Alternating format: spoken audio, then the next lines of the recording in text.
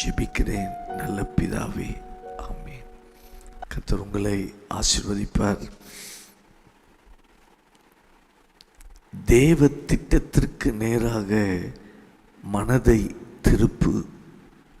அதான் இன்றைக்கு உள்ள தலைப்பு. தேவ திட்டத்திற்கு நேராக மனதை திருப்பு. தேவ திட்டம் உங்க மூலமா நடக்க வேண்டும்.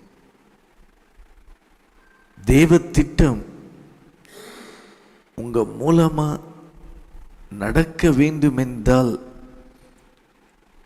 சுயத்தை வெறுக்க வேண்டும். தேவ திட்டம் உங்க மூலமா நடக்கணும்னா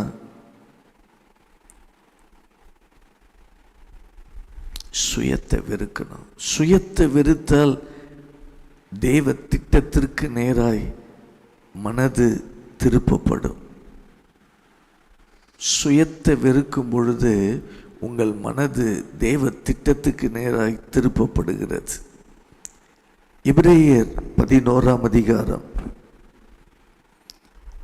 24வது வசனம். விசுவாசத்தினாலே மோசே தான் பெரியவனான பொழுது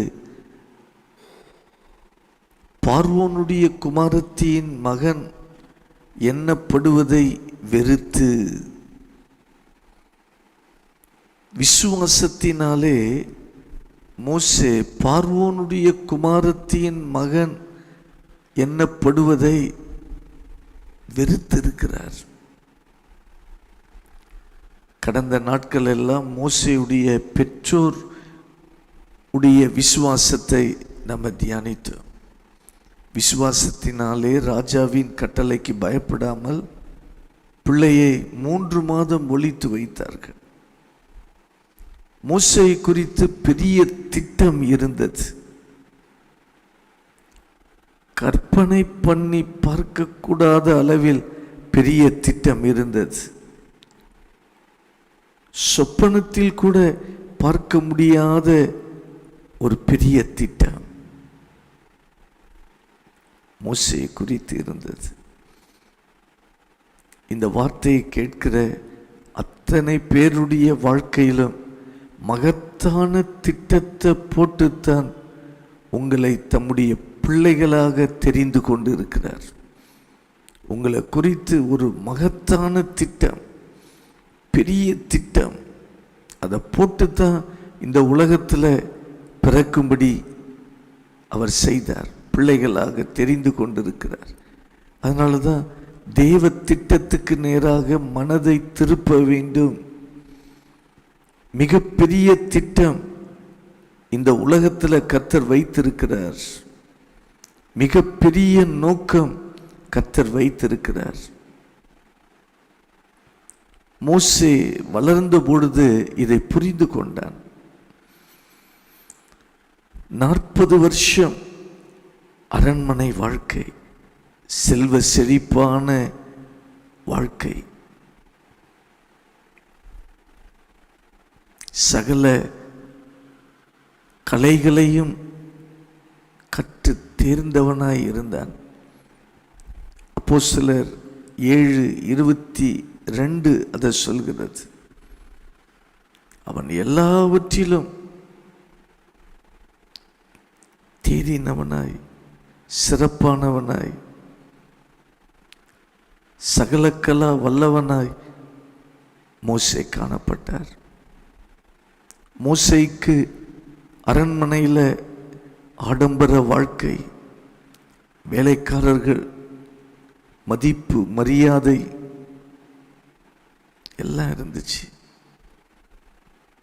வேத வல்லுநர்கள் சொல்கிறார்கள், அடுத்த பார்வோனாய் வருவதற்கு வாய்ப்பு இருந்தது.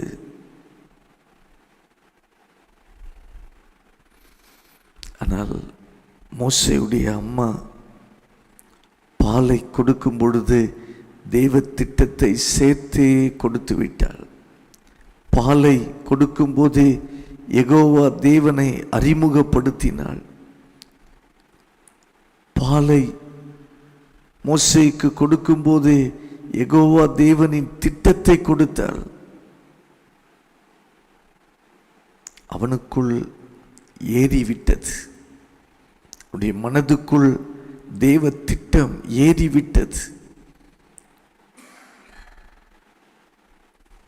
மோசேக்கு வெளியே ஆடம்பர வாழ்க்கை இருந்துச்சு, மதிப்பு மரியாதை அந்தஸ்து இருந்தது, எல்லாம் வெளியே இருக்கிறது.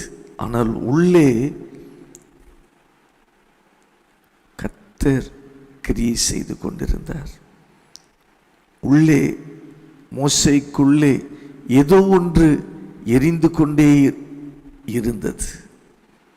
அது பார்வோனுக்கு தெரியாது, பார்வோனுடைய குமாரத்திக்கு தெரியாது, எகிப்துக்கு தெரியாது, யாருக்கும் தெரியாது. மோசேக்கு மட்டும் தெரியும். அவனை குறித்து தேவன் வைத்திருக்கிற திட்டம், தேவன் வைத்திருக்கிற எண்ணம், மோசேயை கொண்டு இஸ்ரவேல் ஜனங்களை ரட்சிக்க வேண்டும். அடிமைகளாக இருக்கிற ஜனங்கள், அவங்கள ரட்சித்து வெளியே கொண்டு வர வேண்டும்.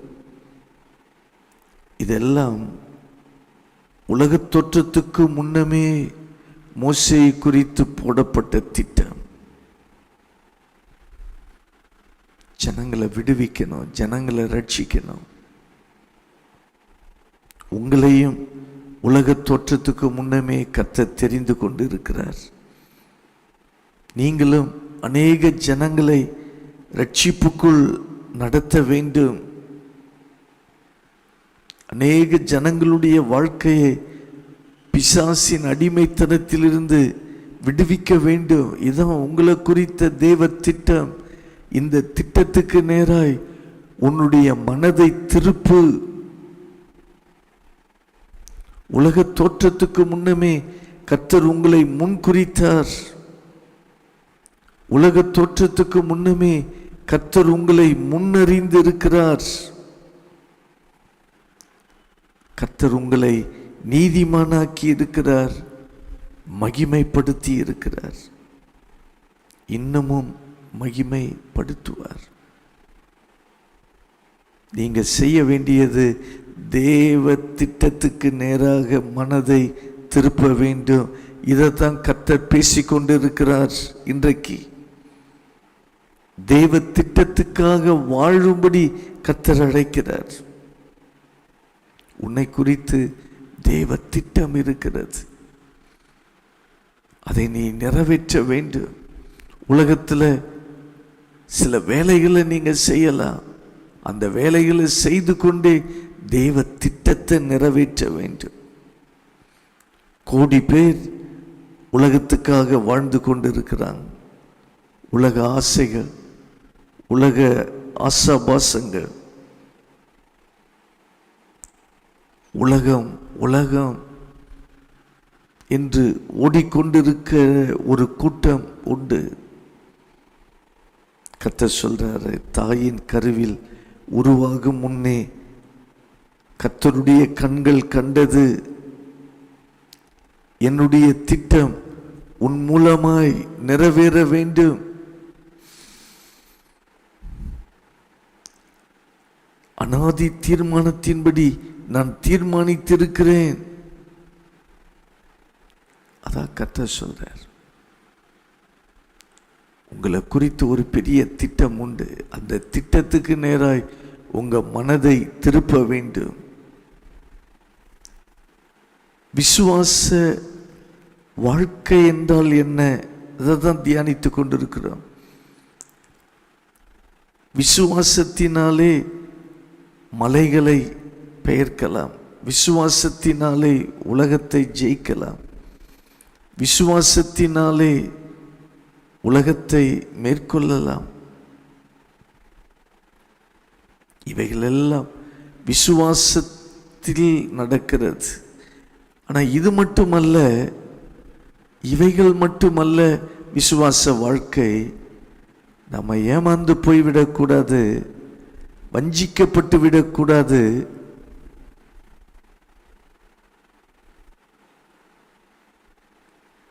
ஆண்டவர் சொல்கிறதை கேட்பதற்கு நம்முடைய இருதயத்தை ஆயத்தப்படுத்த வேண்டும், உள்ளத்தை ஆயத்தப்படுத்த வேண்டும்.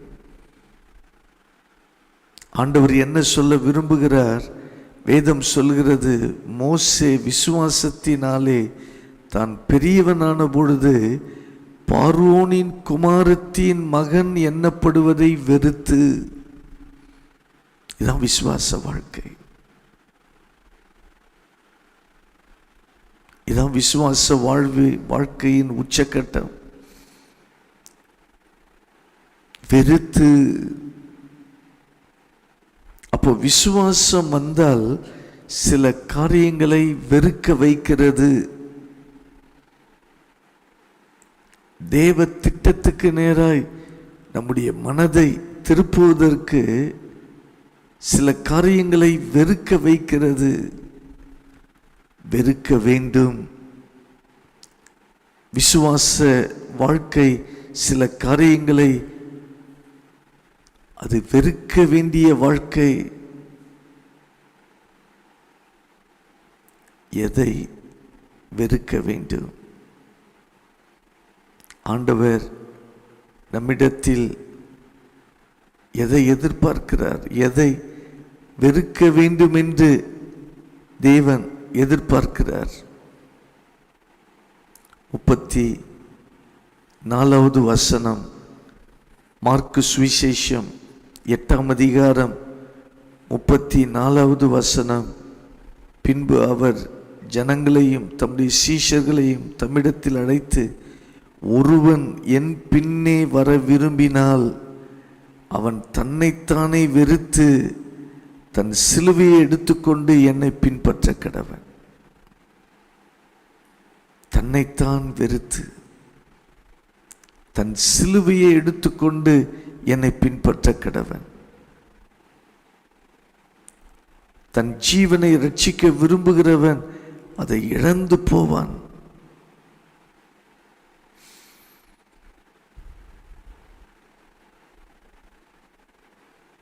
சிலுவையை எடுத்துக்கொண்டு ஆண்டவரை பின்பற்ற வேண்டும். இயேசு பின்னாடி ஒரு நபர் வர விரும்பினால் கர்த்தர் பேசுகிறார், விசுவாச வாழ்க்கைக்குள்ள நீ வர வேண்டும் என்றால், தேவனோடு உறவு கொள்ள வேண்டும் என்றால், வெறுக்க வேண்டியதை வெறுக்கணும்.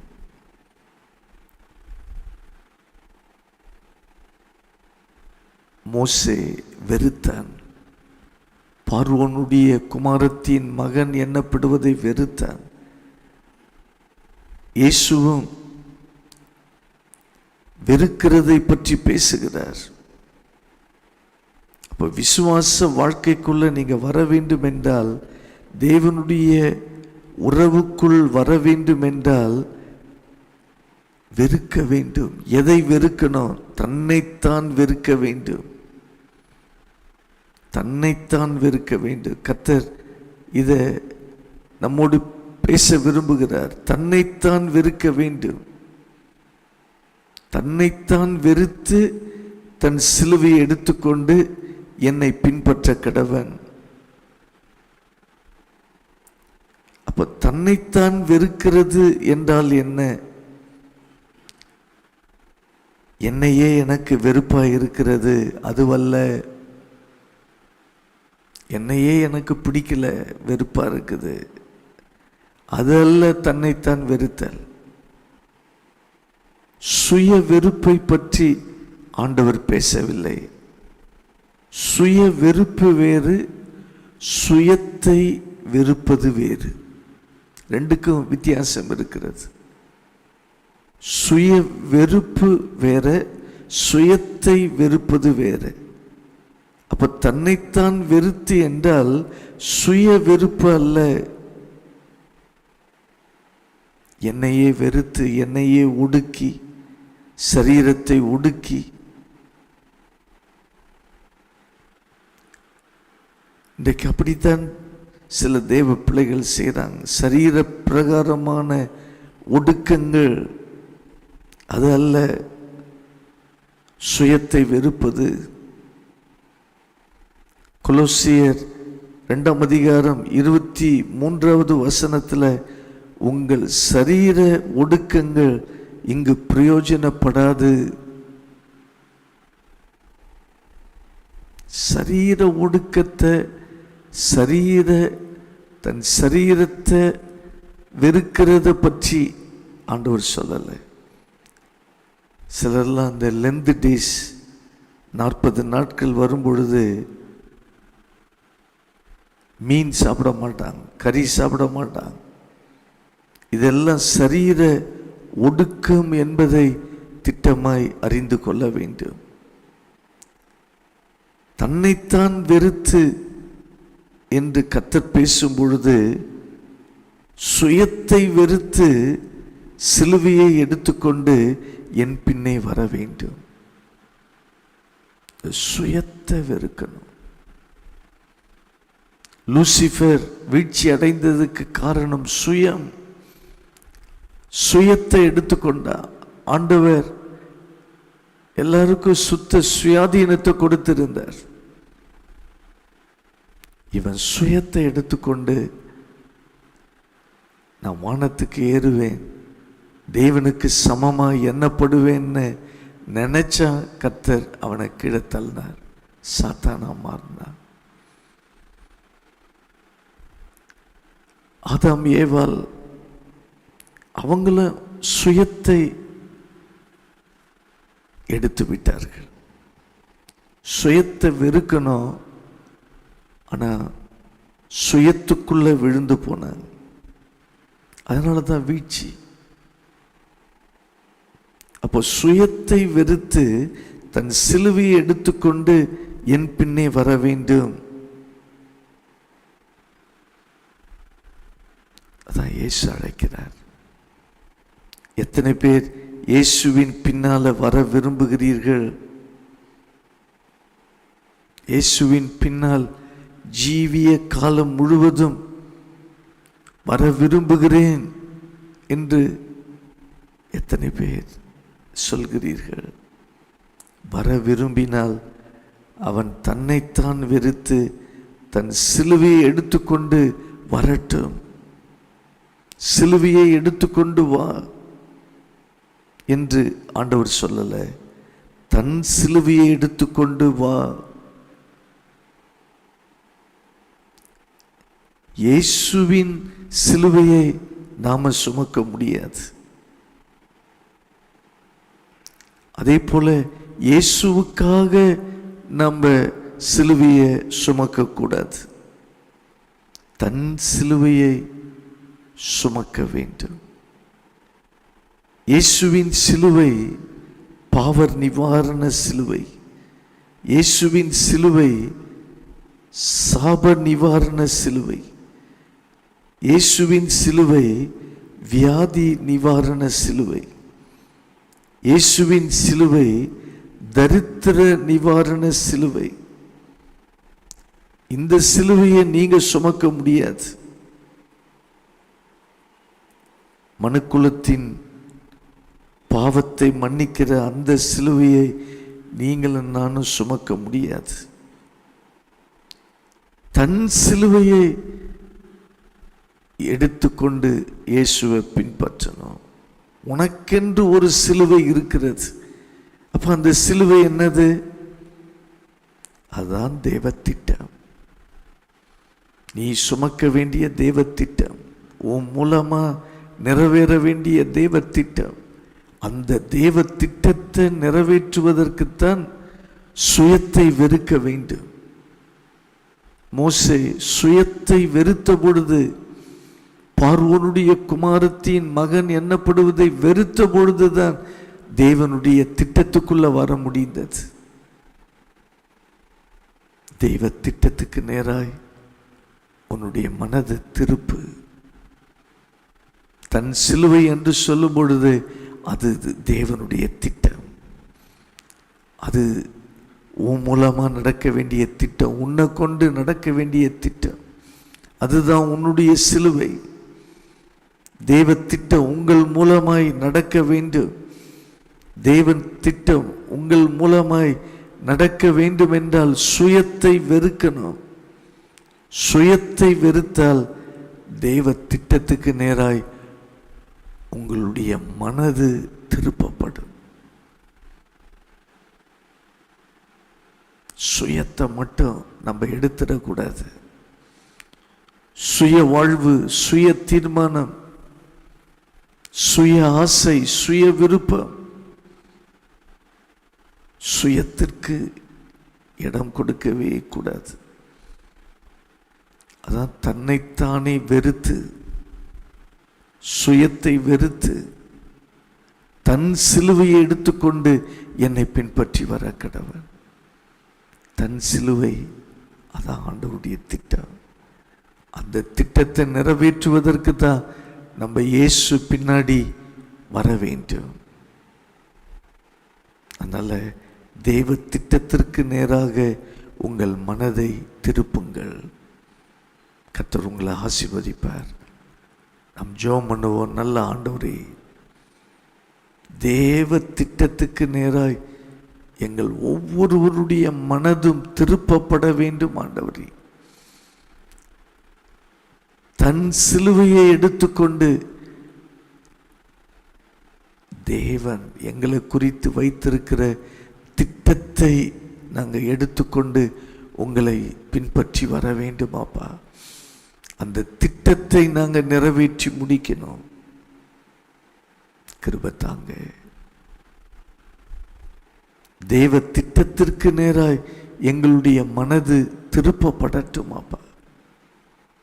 ஆளுகை செய்யுங்க. உங்க வல்லமைக்குள்ள தாழ்த்துகிறோம். ஒவ்வொருவர் மேலும் உங்க பிரசன்னம் இருக்கட்டும், உங்க ஆசீர்வாதம் இருக்கட்டும். தன் சிலுவையை எடுத்துக்கொண்டு சுமப்பது என்றால் தேவ திட்டத்தை எடுத்து சுமப்பது என்கிற அந்த வெளிச்சத்தை கர்த்தர் கொடுப்பீராக. உங்க திட்டத்தை நாங்கள் நிறைவேற்றும் பொழுது அதுதான் எங்களுக்கு சந்தோஷம்.